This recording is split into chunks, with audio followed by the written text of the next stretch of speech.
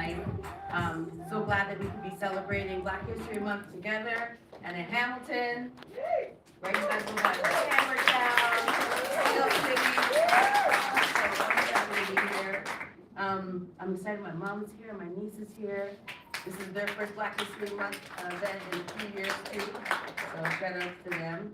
My niece is taking a call from Riley right now, so she missed that. It's all right. But as a Black union leader, I'm proud to be a part of our labor movement now, right? You know that one of the first unions ever created was by Black people. You ever heard of the Order of Sleeping Car Porters, right? They didn't make their own union because they're like, this is a great business, or they made the union because they weren't allowed in other unions, right? Is that right, Mr. Teacher? Yeah. Ashley has so much knowledge, man. I learned so much from this guy. But that's not a joke, right? But also, one of the first trade schools in Ontario started by a Black man. Did you know that? Josiah Henson out in Dresden. Yeah. So if you're ever in Chatham, that's like the big town, Chatham, just like 10 minutes south or west, 10 minutes from there. There's some serious deep roots of Black history.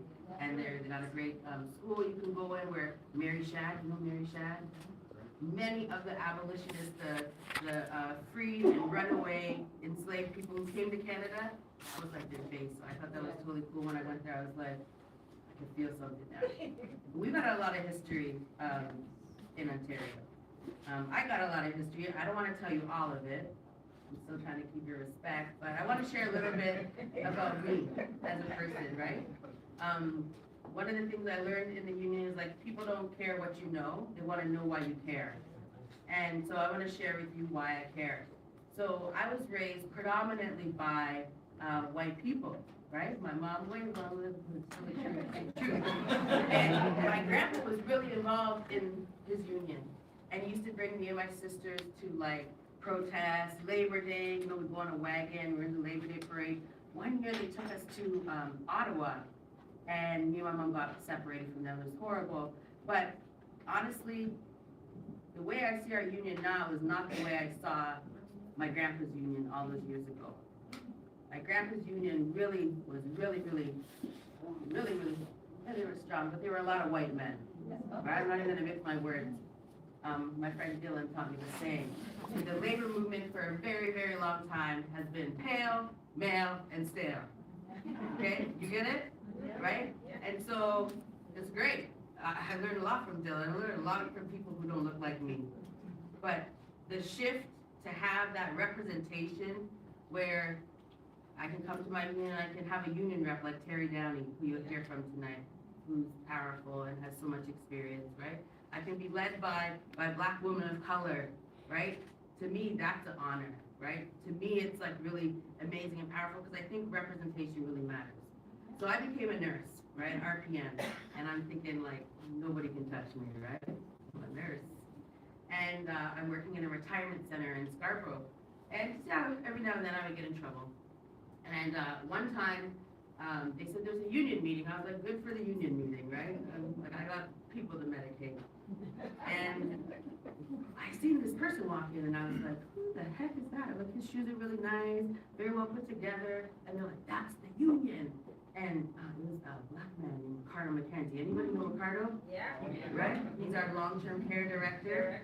When I met Ricardo, he was a union rep. And I was like, that's not what the union looks like to me right now. I was like, let me give these pills out much quicker, and it's still safe. Down there.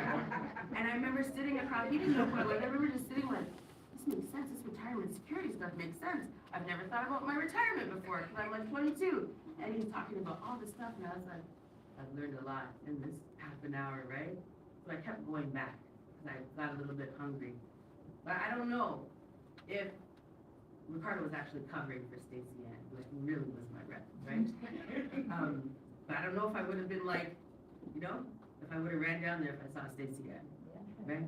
If I would have stayed, if I would have been so interested. And I think that's one reason why representation matters.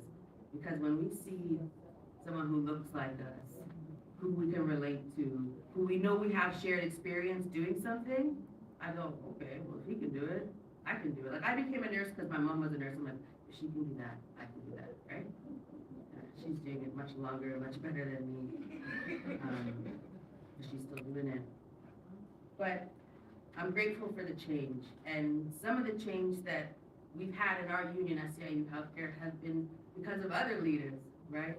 Anybody know Tyler Downey? Yeah. Our Secretary Treasurer? Back in the day, Tyler was an organizer.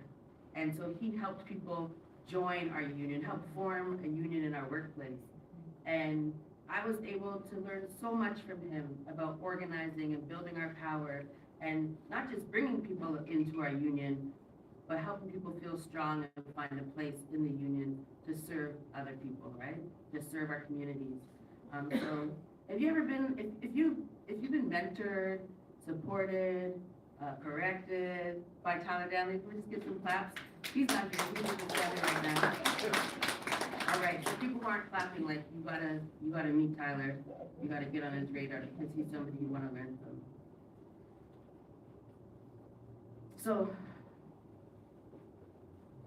there's like this thing where Black people of color, no, Black people specifically, have to be strong, have to act strong. Have you felt that before? You have to like be stronger than, you know, your neighbor who's not Black, right?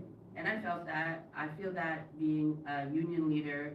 I felt that being an agency nurse, going to the floor, you know, they're like, oh, this young girl, like she doesn't know nothing. We're just gonna treat her like crap, you know. But in so many experiences, like, you have to be stronger. And sometimes you might want to resent that, and I know I do, but I have called my mom at 3 o'clock in the morning, like, I don't want to be the strong one, right? I don't want to be the level-headed one. I don't want to be the one who has to do more.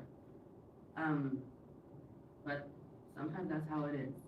So I found something to kind of center me around that, and I want to share it with you. It's from another Black woman who I met through the labor movement, because I've learned so much just getting involved and understanding where we come from and all over the world, but where we've really fought and won. So there's this woman named Audre Lorde, and she said this quote, and this really like got into my heart during the pandemic. It was, caring for myself is not self-indulgent, it's self-preservation. And that's an act of political warfare. Like, let me read it again. Caring for myself is not self-indulgent, it's self-preservation. And that is an act of political warfare. So, you know, taking that bath, taking that break, making sure you're drinking your water. You know, the little things that we might take for granted or we might rush through, like those are just little things, but they mean so much. You know, calling your friend and just crying because you need to get it out.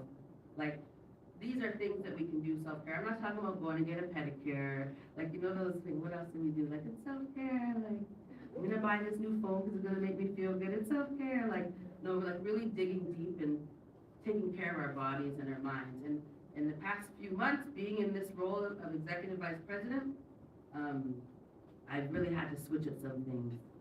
Because not eating till 9 o'clock at night, not serving me, not serving the members, right? Is not helping nobody. So taking those little steps to be like, let me check myself and let me do better for me so I can do better for everybody else. So I'll read it once more time from Audre Lorde. Caring for myself is not self-indulgent, it's self-preservation, and that is an act of political warfare. And you're probably like, oh, now she's gonna talk about politics.